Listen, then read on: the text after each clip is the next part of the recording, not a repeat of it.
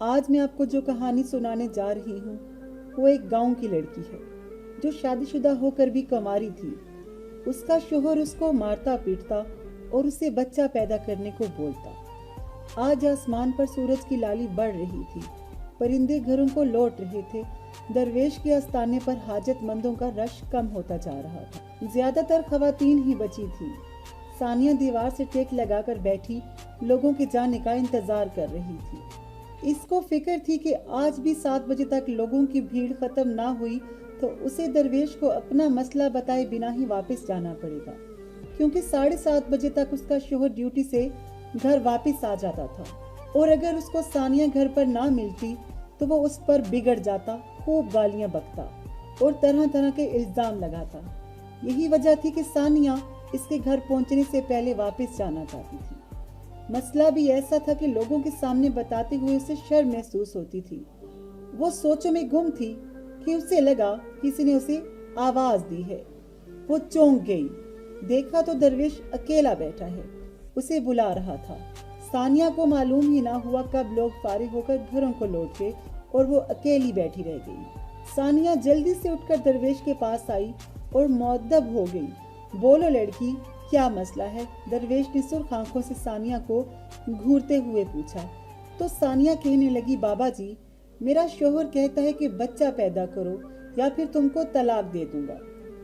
ये कहकर सानिया खामोश हो गई। इसको समझ नहीं आ रही थी। वो बिला वजह ही उंगलियां मरोड़ने लगी। तो पैदा कर दो ना बच्चा, क्या मसला है तुम में? दरवेश ने अजीब सी नजरों से सानिया को घूर कर पूछा।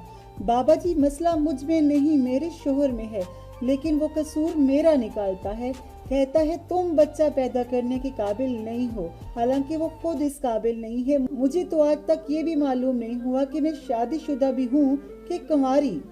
सानिया ने एक ही सांस में सारी बात बता दी और खामोश हो गई। दरवेश उसकी बात सुनकर कुछ देर के लिए खामोश हो गया, फिर कहने लगा, अच्छा तो ये बात है, तुमने तो सारी बात ही समझा दी। सानिया को समझ नहीं आई कि वो क्या बोले। देखो लड़की, तुम दुनिया भर के तावीज गंडे और दवाइयाँ इस्तेमाल कर लो, लेकिन कभी माँ नहीं बन सकती जब तक तुम्हारा शोहर या यूं कह लो कि साथी जिस्मानी एतबार से ठीक ना हो।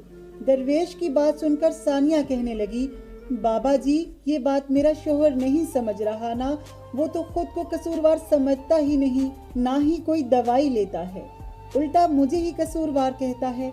अगर मेरे माँ बाप पर मजीद 4 बेटियों का बोझ ना होता तो मैं कब से इसको छोड़कर चली गई होती।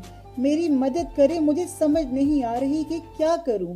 दरवेश कुछ देर आंखें बंद करके कुछ बड़बड़ाता रहा, फिर कहने लगा, इसने हिसाब लगा लिया है। लड़की, तुमको औलाद जरूर मिलेगी, लेकिन इसके लिए तुमको मेरी हर बात माननी पड़ेगी। सानिया कहने लगी कि मैं हर बात मानने को तैयार हूँ, बस मेरे मसले का हल बता दें। दरवेश ने कागज पर चंद आड़ी तिरछी लकीरें खींचकर इसको दिया और कहा कि ये तावीज अपने शोहर को पानी में घोलकर पिला देना और कल सुबह 10 बजे मेरे आस्थाने पर आ जाना। इस वक्त मैं अकेला होता हूँ। सानिया को कुछ उम्मीद बन गई थी कि शायद दरवेश का कहा सच साबित हो जाए। लोग दूर दूर से उसके पास आस लेकर आते थे और बहुत से लोगों की दिली मुरादें पूरी भी होती थी। वो तावीज लेकर चली गई तो दरवेश सोचने लगा कि इस शादीशुदा कुंवारी लड़की को बिस्तर पर कैसे लेकर आना है। वो कोई पीर या दरवेश नहीं था, बल्कि एक नामी गिरामी डाकू था जो पुलिस के डर से भेस बदलकर इस दूर दराज के इलाके में आकर छुप गया था और सादा लोगों से पैसे बटोरता था और मजबूर और परेशान औरतों से जिस्मानी फायदा भी उठाता था।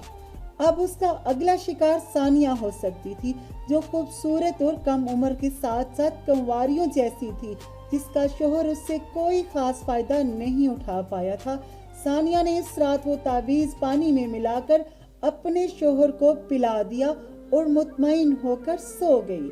अगली सुबह शोहर की ड्यूटी पर जाने के बाद वो घर के कामकाज जल्दी जल्दी निपटाकर मुकर्ररा वक्त पर दरवेश के आस्थाने पर पहुंच गई। इस वक्त वहां कोई साइल नहीं था।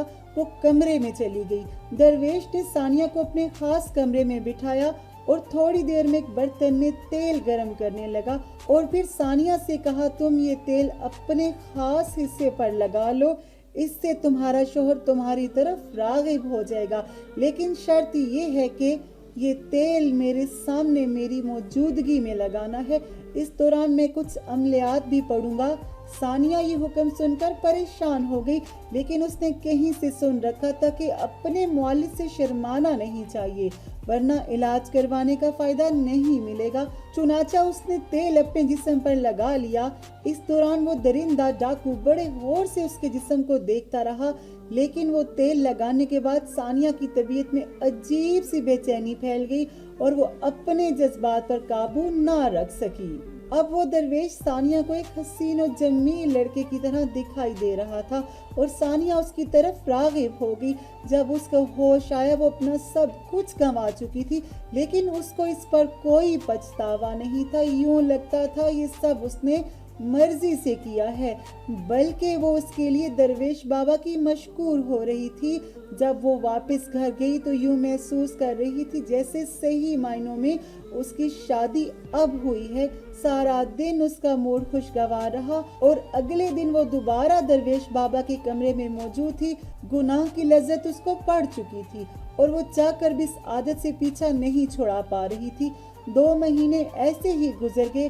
وہ ہر وقت درویش کے آستانے پر جانے کے لیے بے چین ہوتی تھی۔ اس دن اس کا شوہر گھر ہوتا، وہ سارا دن پاگلوں کی طرح گھر میں چکراتی رہتی تھی۔ پھر ایک دن اس کو معلوم ہوا کہ وہ ماں بننے والی ہے۔ اس دن اس کی خوشی کا ٹھکانہ نہیں تھا۔ اس نے جب یہ خبر اپنے شوہر کو سنائی تو وہ بہت خوش ہوا اور ثانیہ کا بہت زیادہ خیال رکھنے لگا۔ اب ثانیہ کا آستانے پر جانے کو بھی دل نہیں کرتا تھا۔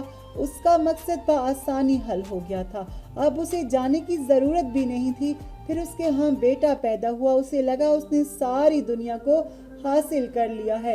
اب اس کا شوہر پہلے سے بھی بڑھ کر اسے پیار کرتا تھا، لیکن ثانیہ اس سے دل ہی دل میں نفرت کرتی تھی اور جانتی تھی کہ اس کو گناہ کی دلدل میں دھکیلنے والا اس کا شوہر ہی ہے۔ نہ وہ اس کو اولاد کے لیے مجبور کرتا، نہ ہی وہ درویش کے پاس جاتی اور نہ ہی اپنی عزت برباد کروا کے آتی۔ اب کبھی کبھی اس کو اپنے وجود سے بھی گھن آنے لگتی تھی، لیکن وہ اپنے شوہر کو سزا دینا چاہتی تھی۔ وہ ساری زندگی اپنے گناہ گار اور اپنے بچے کے ناجائز وجود کو اپنے شوہر پر مسلط رکھنا چاہتی تھی تاکہ وہ خود کو اس گناہ سے پاک کر سکے۔